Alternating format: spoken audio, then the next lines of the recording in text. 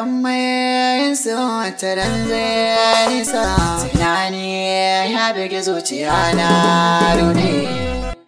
Zainaba idan so ya shiga zuciya ya zauna, shi ke sa ruhi na subhana auna. San mai son wani shi ke sanya ruhi ya kuna. Idan so ya riske ka sai ya nuna. Kauna ta yi wa wa'yansu ɗanyen aiki.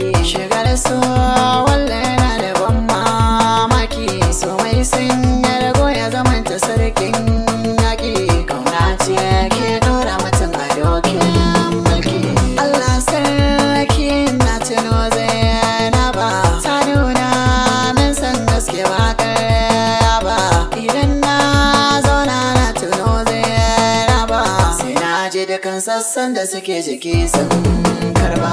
Zainaba ƙiƙa gaskiya ta so ne, akwai wahala samun ta makarta wannan ƙarni. Domin ita ba ta biya ƙyale-ƙyalen zamani. Ta ce me yaya zan yi yanka birni.